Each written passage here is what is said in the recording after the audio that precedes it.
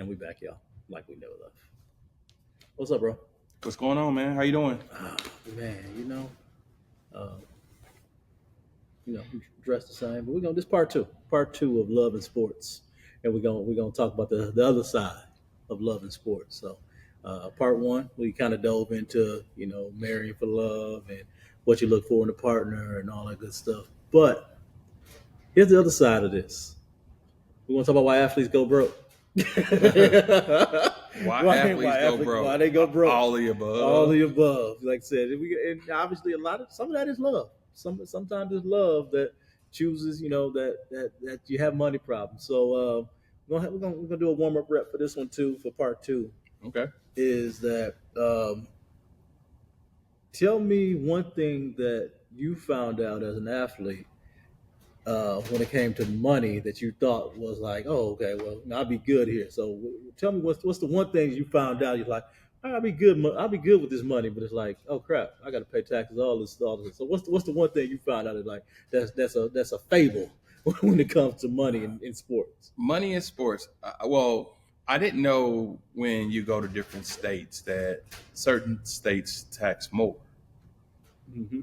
And when you get taxed more, or you go overseas like I did and get taxed, you're like, okay, where's this coming from? So you don't realize that until you get your first check and you like, oh man, you expected more. And one of the things I tell my wife always tell me, say, don't count on something that ain't yours yet. So I had to learn through this journey that, when I'm going to when we played in different states or we did, play games wherever, that I had to be prepared for the tax, to be taxed at it. That's something that I didn't know at all. Yeah. So, all right. So I'm gonna give you some stuff here. Okay. And you tell me there's something that you didn't realize. 4 out of 5 NFL athletes go broke about 2 years after retirement. Did you realize that? No, I thought it was a little bit less, 2 or 3 out of 5. 4 out of 5. Dang. So why do you think they face so many financial troubles right after retirement? I mean, because first thing they do, they buy a nice big old $100,000 chain. I mean, they go out and buy a nice expensive Benz or exotic ride, and not just one. They buy a couple. The first thing they always want to look out for your mom. So you want to get your mom something, but you don't have to go get your mom a $500,000 house. Get her something that either pay her house off or, something she can afford. Something that she can afford, that you could put the deposit down on her where she ain't got to pay too much on. That's what I see. I see a lot of guys just splurging because it's the first time they ever had this amount of money and don't have any financial guidance to help them with the processing of their money and how long they want this money to last them. So if I say these terms to an athlete, I'm gonna ask you just as an athlete. You understand it now. 24-year-old Terrell. If I go into him like, hey, compound interest, diversification, tax brackets. You think a lot of athletes understand what that means? No. What do you think that they missing? Like, and you as of right now, financial education. Financial education. I think financial education. So it's cool thing about what you're saying though. Check this out. I bought my first annuity. I was 24. So, but right there at that line. At that line, because you're like, okay, well, I didn't make a ton of money, so I'm like, okay, so what do I do to financially put me and my family in the best position ever? It's not accumulate a whole bunch of debt. If I did have debt, pay off bills.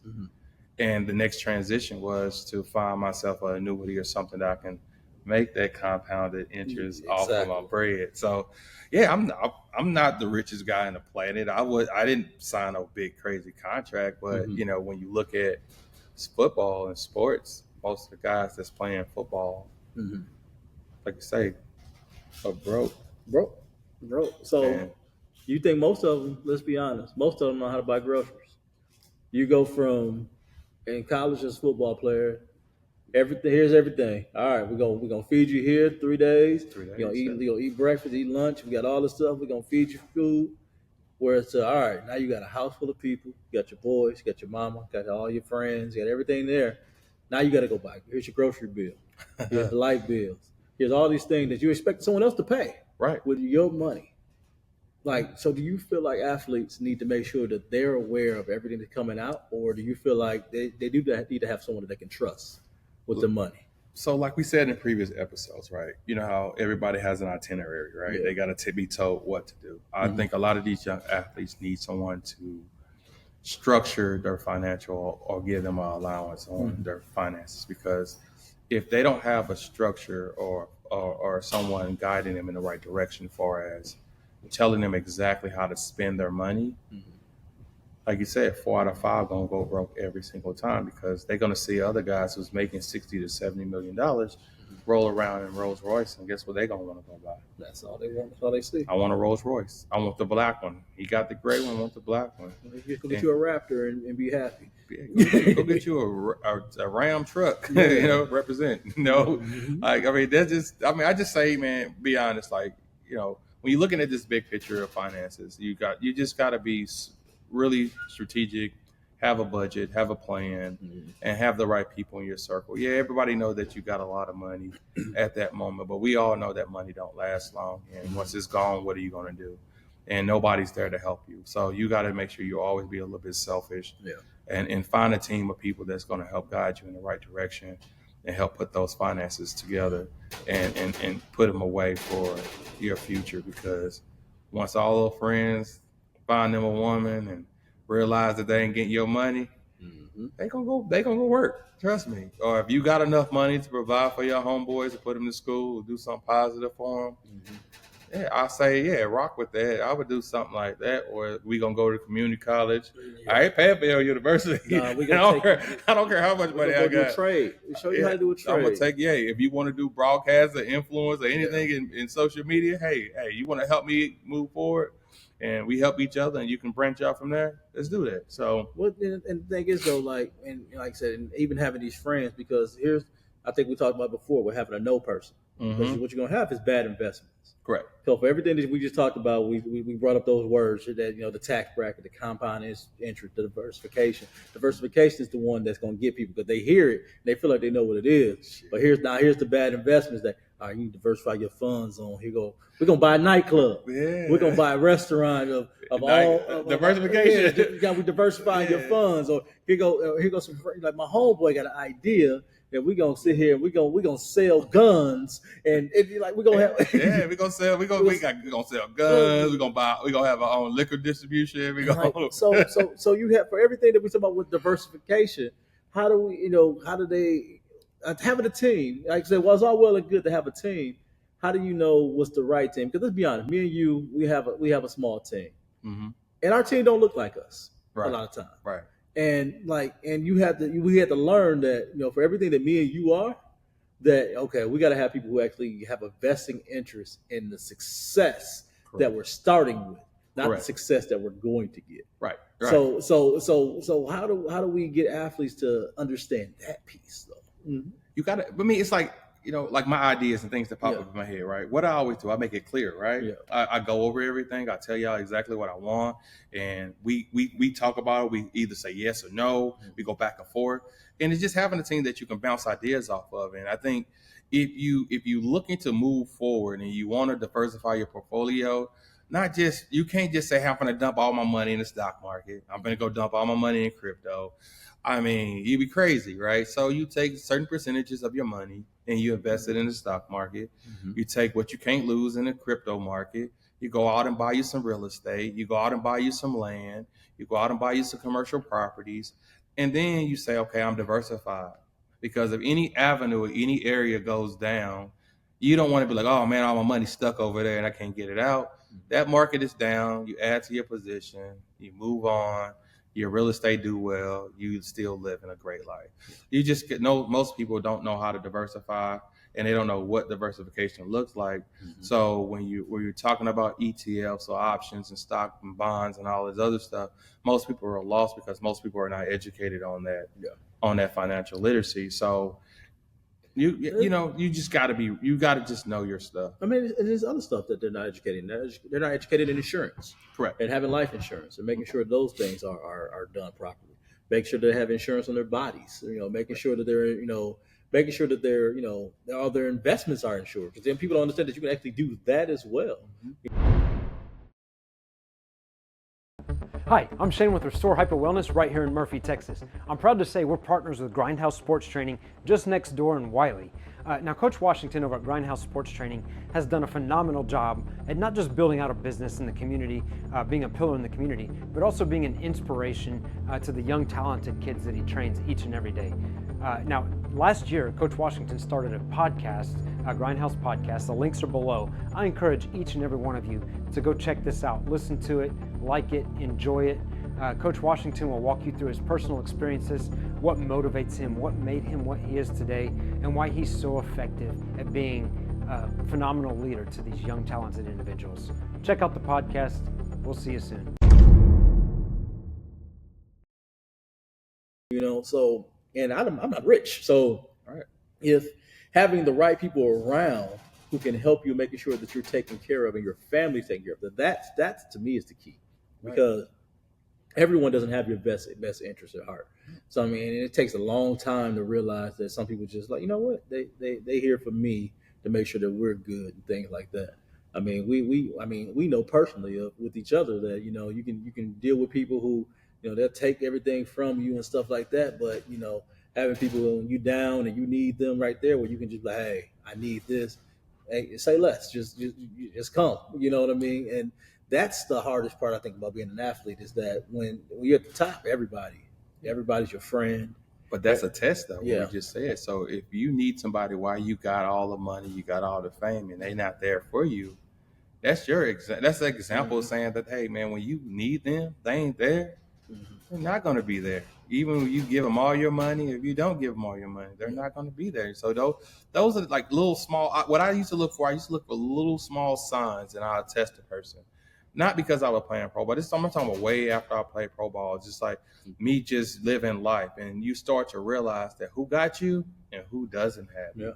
And for the ones that's waiting for you to skyrocket and shoot to the moon, and then they say they got you, those people are not meant to be in your life, and you just got to move on. Yeah, because like I say, we got stories that are out there in the public of things like that. Where you got like Allen Iverson, for example, who made $200 million playing basketball, and essentially could have been broke, you know, if not for the trust that was set up with Reebok. Because someone down the line knew that, hey, we're going to set this up so that when you get to a certain age, now you've got these tens of 20s of millions of dollars, you know, that you're set up with. Or, you know, you got guys like Evander Holyfield, who biggest boxer in the world at one time. Right. And you got mansions that, you know, are, you know, all through one city and things like that. I saw it. You saw the Holyfield mansions. That was crazy. He had his kids' houses and everything. Yeah, but with all them kids, you got 11 kids that you're paying $500,000 a year in child support for 11 kids. Like, man, what was you thinking? Like, man? So like things like that, or you got the good stories where bad and good. You know, the Michael Vicks, where you know we know what happened with his legal troubles, things like that. Yeah. But he was able to rebuild his life after prison, and now, you know, head coach at Norfolk State University. Yeah, like, congrats. Like, so there are things that happen that you were able to recover, especially as an athlete, where if you still have good people around you, you can still use that status to get back to where you are. Yeah. But then, you know, you got, like I said, you got your Antoine Walkers and things like that, where, you know, you deal with gambling and investments and things like that, where, you know, it's hard to get back to where you were as a status. I say all that to say is that the key is making sure that, one, you have a good, solid team either around you, or you're able to learn from your mistakes and still able to profit from, you know, your own. We're gonna say your name, image, and likeness. That's basically what it is. Basically what it is. Yeah. And I just think when I'm listening to what you're saying about these different athletes, right, and I look at the bigger picture, majority of those guys were just in the moment, right? Yeah. I mean, they knew they were stars in the world. They were the biggest stars. They knew they were the biggest stars. So what do you do when you're the biggest star in the world? When you are LeBron James or you Allen Iverson? What do you do when you got all the money, you got all the fame, you got all these people hanging around you and just that's there for you, right? Like you say, you got to find somebody that's going to tell you no and going to say, hey, this is what we need to be doing to set you up for the rest of your life and set your kids up for the rest of your life. Those are the type of people you want to be around. You don't want to be around somebody say, hey, let's open up this club around the corner. You know, man, well, it was a shootout over there yesterday, but it's a new owner.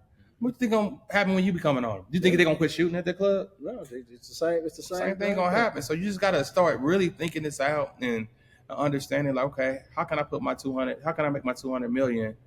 400 million. Well, even if you look at like Shaq, where it didn't take him much to invest in what he has, where you got Five Guys and Papa John's and the insurance company, yeah. Like he the Samuel L. Jackson of commercials, man. Ain't nothing they don't see Shaq in, man. Yeah, but he's invested in those things to make sure that he's set up and things like that. The Magic Johnsons, who were investing in stuff like Starbucks and in the movie theaters earlier in in the '90s and things like that. It's because he's seen what came up in the LeBrons and the we talking about team though. We talking about the team. So the team of people that you got in your life, they're going to make money, right? Mm-hmm. If you know everybody's going to make money in your team. If we're all doing this the correct way, we want the right people that's going to help us build wealth. Mm-hmm. Not just wealth just for that moment. We're talking about generational wealth that's going to change your life forever.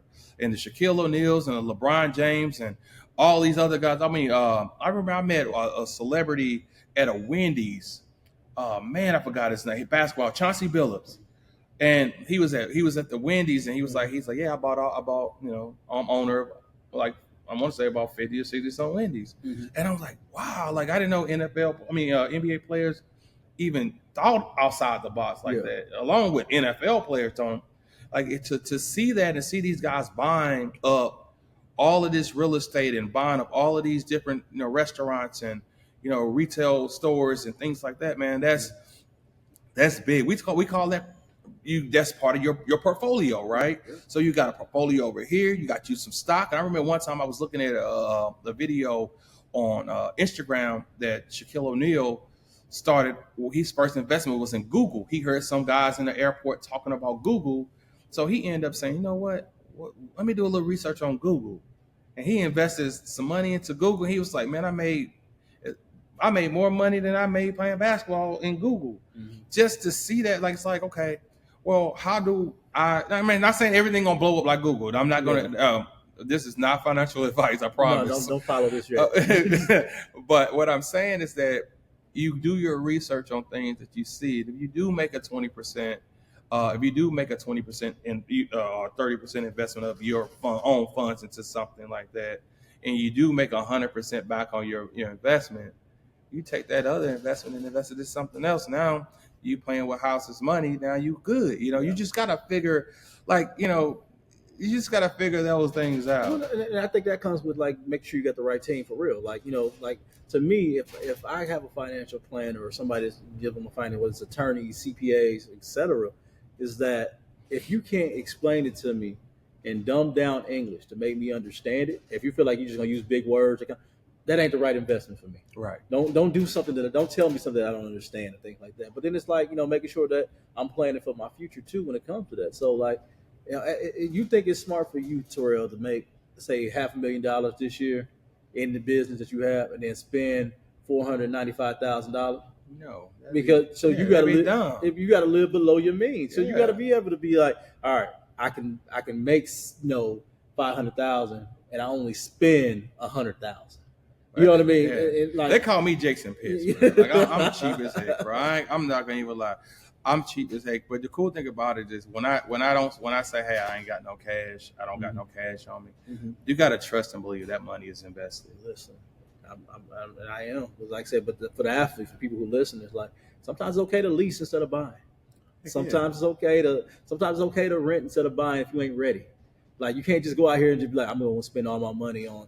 It's okay. On a house, hoping to get that investment down the road. You don't never know what the market's going to do. So, then you got to have good people who have foresight. Like I think about Jason Weaver. I know you know Jason Weaver is. Mm-hmm. And I think about his mom when he did The Lion King in '92.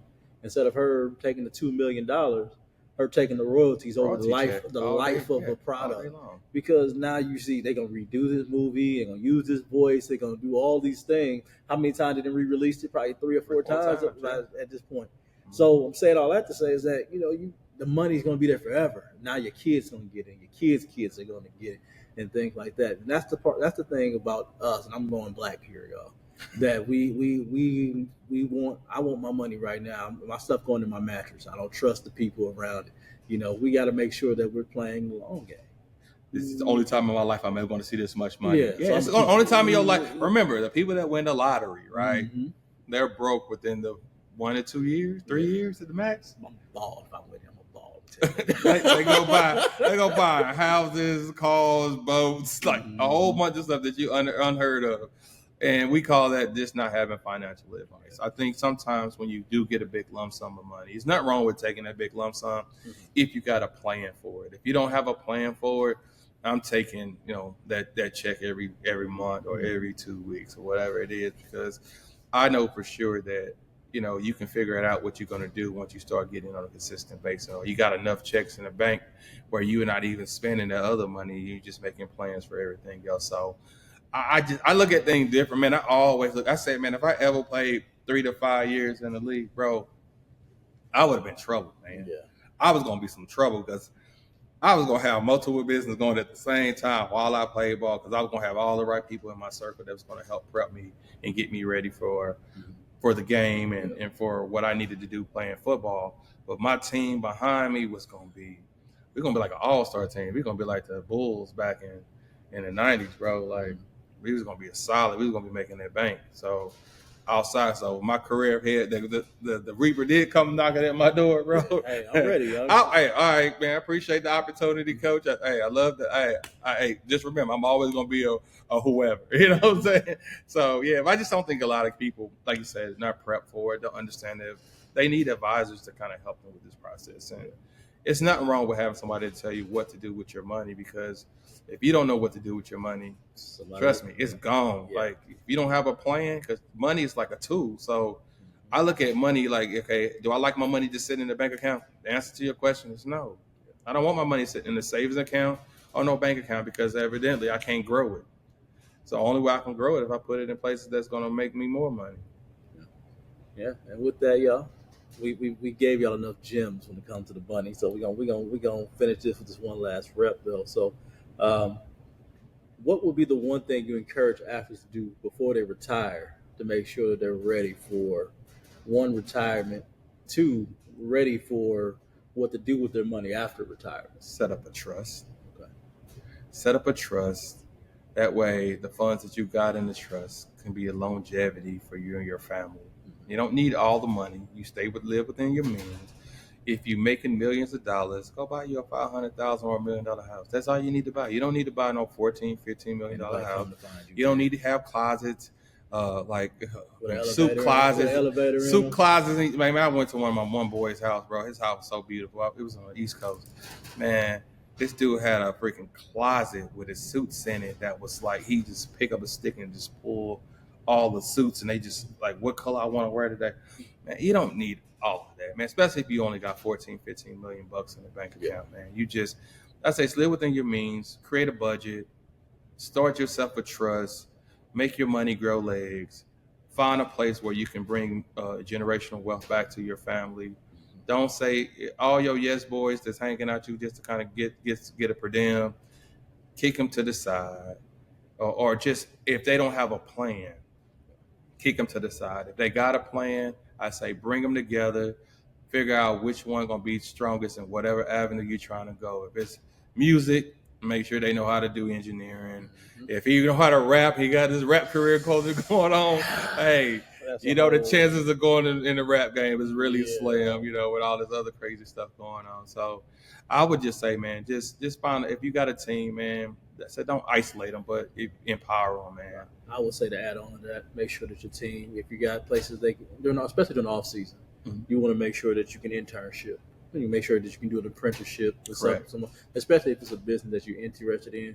You're gonna do your workouts and during the off season, stuff like that. But by noon, especially, let's just say that you do your workout from 3 a.m. to 6, 7. By 8 o'clock, you can be getting yourself ready for the next phase of your life.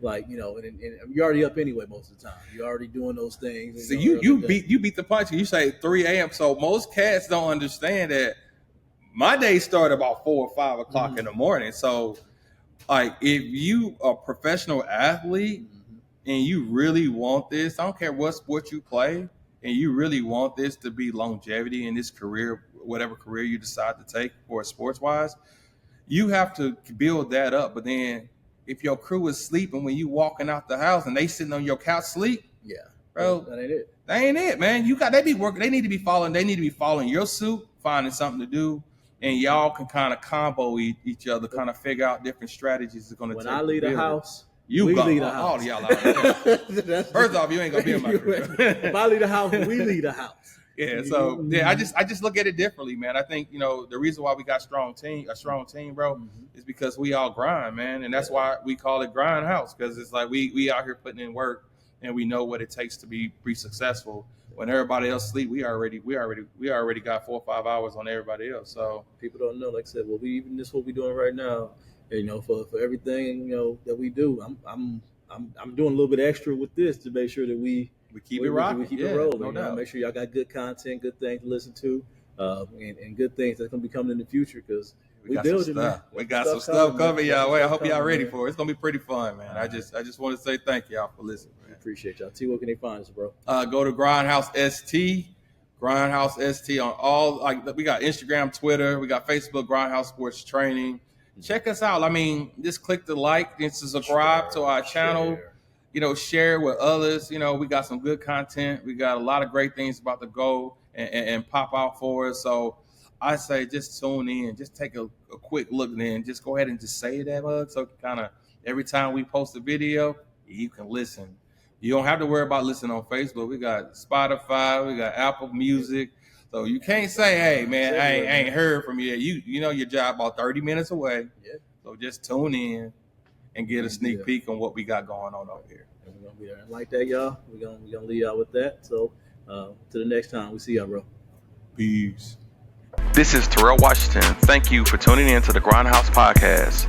If you're enjoying our show, don't forget to like, subscribe, and share our content on Spotify, Apple Music, and YouTube, and all other podcast platforms. Remember, you must grind to shine.